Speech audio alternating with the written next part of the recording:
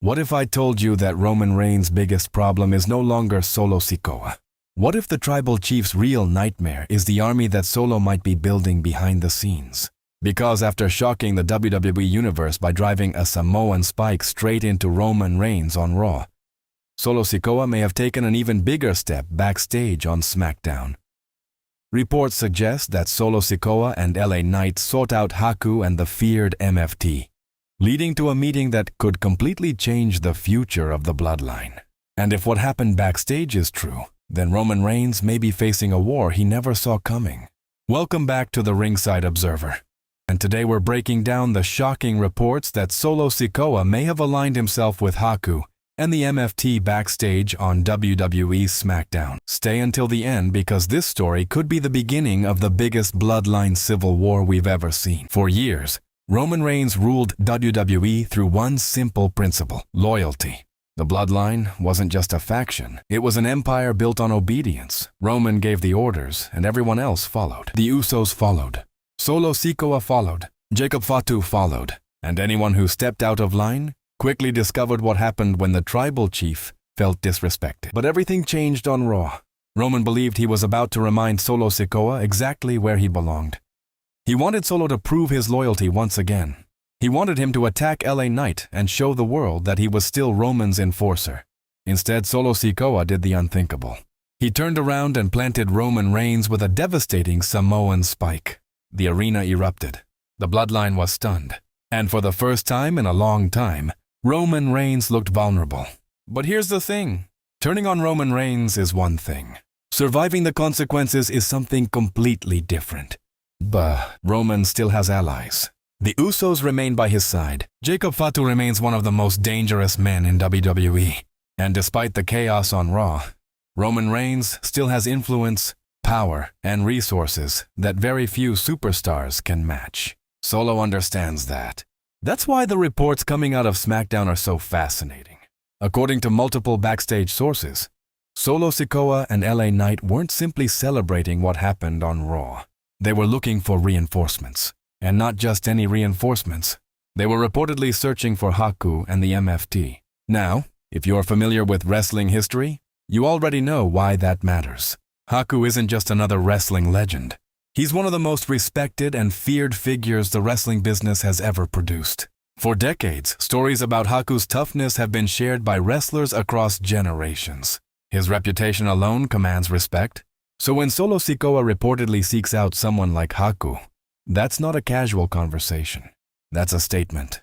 According to reports, Solo and LA Knight eventually found Haku backstage. The atmosphere was tense. There were no cameras, no audience, no dramatic entrance music, just competitors discussing the future. Sources claim Solo explained exactly what he wanted. He wanted to take down Roman Reigns.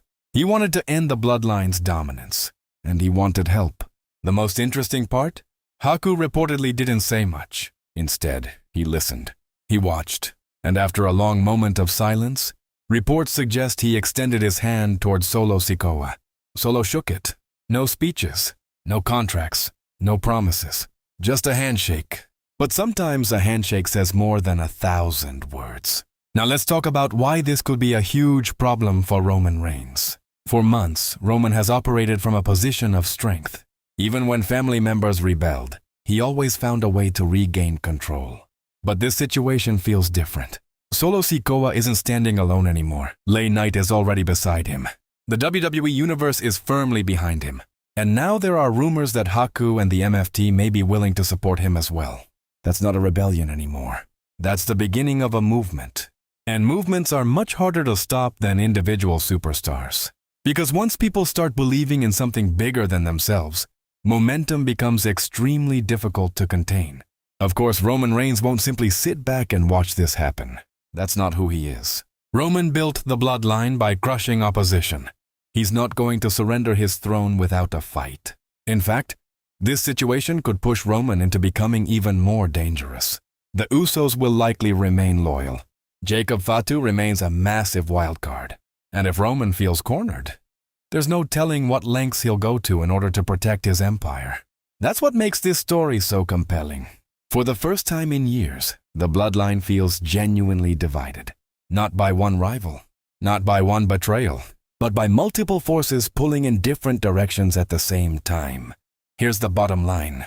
Solo Sikoa's Samoan Spike may have started this war, but the reported backstage meeting with Haku and the MFT could be what truly transforms it into something much bigger. Roman Reigns still has power, he still has allies, and he still has the bloodline. But Solo Sikoa now has momentum.